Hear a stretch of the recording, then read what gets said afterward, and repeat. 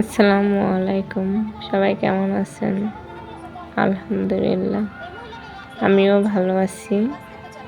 অনেকদিন অসুস্থর কারণে আমি কোনো ভিডিও আপলোড করিনি এবং মনে করেন এখন আল্লাহর রহমতে অনেকটা আগের ছাড়া সুস্থ আছি।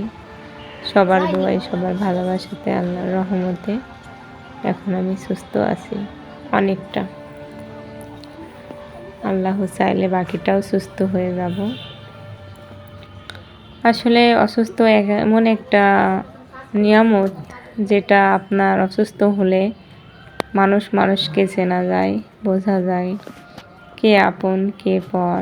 আসলে বাপ মা ভাই বোন ছাড়া আর স্বামী ছাড়া মনে করেন কেউই পাশে থাকে না।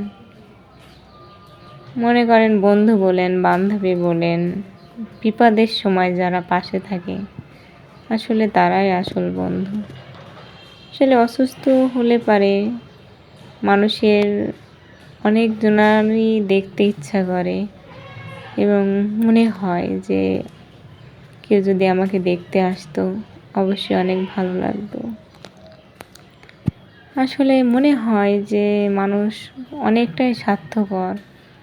মানুষ যদি অসুস্থ হয় আসলে ফোন দিয়ে 1 মিনিট শোনার মতন কেউ থাকে না, কিন্তু অথচ দেখেন তারাই যদি একদিন কোনো বিপদে পড়ে 1000 বার ফোন দিয়ে শুনি যে কেমন আছিস, কোথায় আছিস। আসলে এটাই মানুষের মানবতা। আসলে অসুস্থ হয়ে বুঝলাম যে আসলে মা বাবা ভাই বোন তো নেই যে বলবো যে বোনের ভালোবাসা কেমন। একটা ভাই আছে শুধু। আসলেই নিজের মানুষ ছাড়া আসলে কেউ কারোর বিপদে সহযোগিতাও করে না। আসলে চোখের দেখাটাও কেউ দেখে না। এটাই বাস্তবতা। কিন্তু অনেকটাই বুঝলাম, অনেক মানুষকেই চিনলাম। আল্লাহ রহমত করুক আমাকে। তারা যদি কখনো অসুস্থ বা বিপদে পড়ে আমি ঠিকই দেখব। কখনো কারোর বিপদে বলবো না যে দেখব না, কারণ কেউ যদি অসুস্থ হয় তার যে কতটা কষ্ট লাগে বা মানুষের দেখার ইচ্ছা জাগে সেটা আমিই জানি।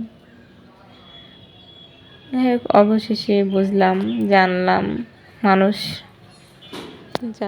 বুঝলাম। আমার এই কথাই কেউ যেন মাইন্ড করল না। আসলে অনেক আবেগ নিয়ে কথাটা বললাম, অনেক কষ্টে কথাটা বললাম। আসলে মানুষের প্রতি যে এতটা জঘন্য কাজ করে সেটা বুঝলাম। অনেক দুঃখ প্রকাশ করে কথাগুলো বললাম, কষ্টের কারণে বললাম। আসলে সবাই ভালো থাকবেন, সুস্থ থাকবেন, আমার জন্য দোয়া করবেন। আল্লাহ যেন আমাকে সুস্থ করে পরিপূর্ণভাবে। সবার জন্য দোয়া রইল। খোদা হাফেজ। সবাই ভালো থাকবেন।